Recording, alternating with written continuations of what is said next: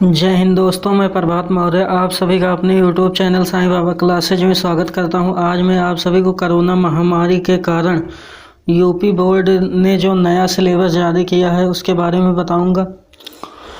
आज हम कक्षा 10 हिंदी के बारे में देखेंगे। तो जैसा कि आप सबको पता है, कोविड महामारी के कारण विद्यालय न चल पाने से यूपी बोर्ड ने सिलेबस में 30% का पाठ्यक्रम कम किया है, जो इस प्रकार हैं। गद्य से क्या लिखूं, पदुम लाल पुन्नालाल बख्शी का ये चैप्टर काटा है। उसके बाद दूसरा चैप्टर काटा है ईर्ष्या तू न गई मेरे मन से, रामधारी सिंह दिनकर का है।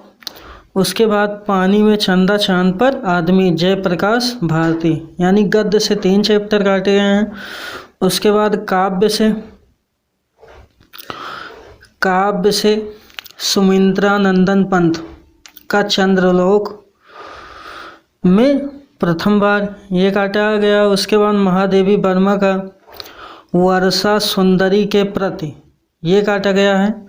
उसके बाद माखनलाल चतुर्वेदी का जवानी काटा गया। उसके बाद केदारनाथ सिंह का नदी। उसके बाद अशोक वाजपेयी युवा जंगल। यानी कि गद्य से 3 कटे हैं, काव्य से 5 चैप्टर कटे हैं। उसके बाद संस्कृत से केन किम वर्धते कटा है। अनोक्ति विलासा यानी 2 चैप्टर संस्कृत से कटे हैं। उसके बाद संस्कृत और हिंदी व्याकरण से समास, कर्मधारय, बहुव्रीहि, संधि, वृद्धि, सर्वनाम, तद, युत्स, मद, धातु, रूप, दृश्य, पच ये कटा है। उसके बाद जो 70% का पाठ्यक्रम बचा है वो इस प्रकार है। तो पूर्णांक 100 नंबर का रहेगा, जो 70 अंक का पेपर आएगा, 30 का प्रोजेक्ट रहेगा। पहला क्वेश्चन जो आएगा, पहला क्वेश्चन शुक्ल तथा शुक्लोत्तर युग का यानी संक्षिप्त परिचय 5 नंबर का। उसके बाद पहले के खा रीत काल तथा आधुनिक काल ये 5 नंबर का। उसके बाद गद्य से गद्य दिए रहेंगे पेपर में, उसका क्या करना है, संदर्भ रेखांकित अंश की व्याख्या तत्परक प्रश्न। यानी कि ये पूरा 6 नंबर का है, जिसमें संदर्भ 2 नंबर का, रेखांकित अंश की व्याख्या भी 2 नंबर की और तत्परक प्रश्न ये भी 2 नंबर का।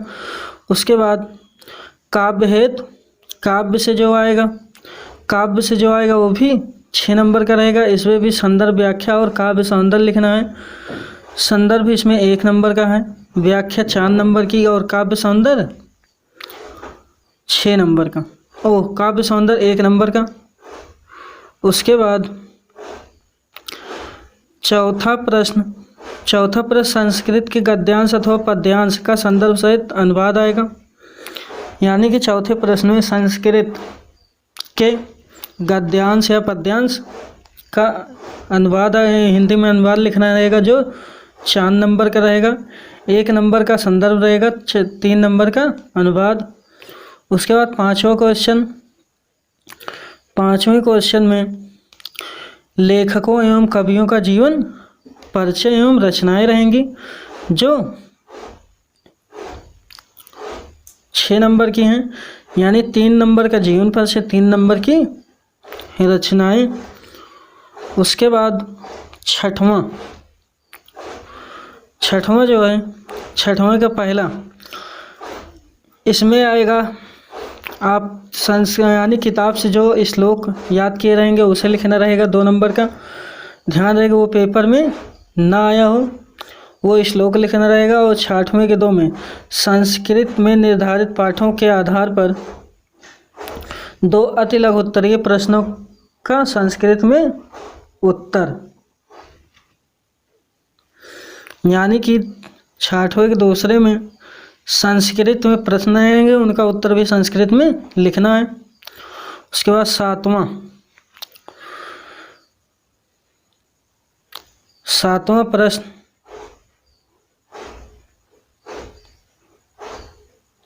सातवें प्रश्न में काव्य सौंदर्य के तत्व हैं, जो 6 नंबर का है, यानी का 6 नंबर का, खा 6 नंबर का और का 6 नंबर के। 3 भाग में बटा है, दोनों 2-2 नंबर का है, 2-2 नंबर के तीनों हैं।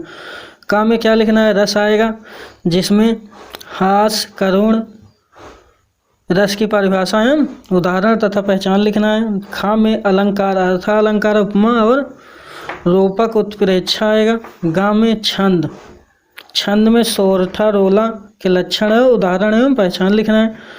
8वां क्वेश्चन,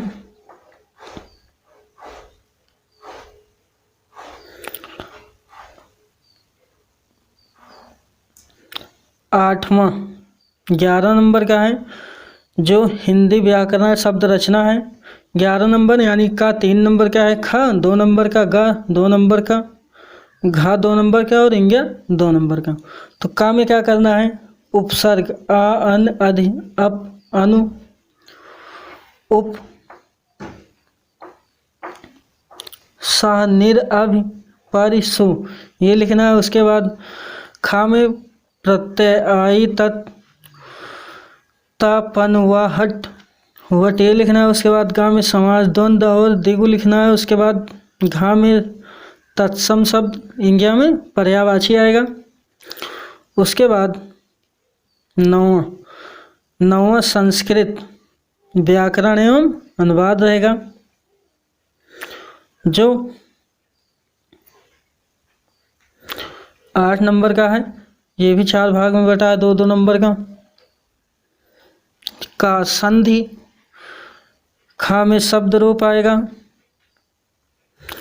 गा में धातु रूप आएगा, गा में धातु रूप, घा में हिंदी के सरल वाक्यों को संस्कृत में अनुवाद, यानी हिंदी में वाक्य दिया रहेगा, उसे संस्कृत में लिखना है।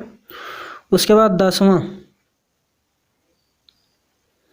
10वें में निबंध है, निबंध लिखना है, जो वैज्ञानिक, सामाजिक, धार्मिक, सांस्कृतिक, आर्थिक समस्याओं पर आधारित एवं जनसंख्या, स्वास्थ्य, पर्यावरण, यातायात के नियम पर आधारित होगा, जो 6 नंबर का होगा।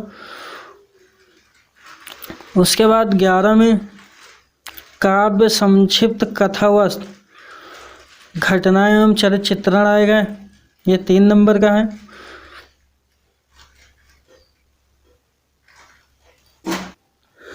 उसके बाद ये आंतरिक मूल्यांकन यानी प्रोजेक्ट वर्क है, प्रोजेक्ट 30 नंबर का। उसके बाद गद्य और पद्य में क्या क्या बचे हैं वो इस प्रकार हैं। गद्य में मित्रता, ममता, भारतीय संस्कृत, अजंता, 4 चैप्टर बचे हैं। उसके बाद काव्य में पद, धनुष भंग, वनवत पर, सवयें, कवित्व, भक्तिनीत, स्वदेश प्रेम, भारत माता का मंदिर, यह हिमालय से चोटी, पुष्प की अभिलाषा, झांसी की रानी की समाधि पर, भाषा एक मात्र अनंत है, हल्दी घाटी, ये है। उसके बाद संस्कृत में जो चैप्टर बचे हैं, केवल 2 चैप्टर कटे थे, केन किम वर्धते, अनुक्त विलासा, बाकी सब वैसे हैं। उसके बाद खंड काव्य, जो जिले के हिसाब से आता है, हर जिले में दूसरा, इसे PDF डाउनलोड करके देख लेना अपना। दोस्तों, इस पाठ्यक्रम का PDF आपको माध्यमिक शिक्षा परिषद की, उत्तर प्रदेश की माध्यमिक शिक्षा परिषद की वेबसाइट से मिल जाएगा, आप वहां से इसे डाउनलोड कर सकते हैं। अब मैं इस वीडियो को यहीं पर समाप्त करता हूं। वीडियो अच्छा लगा लाइक कमेंट शेयर करें, नए हैं तो सब्सक्राइब करें।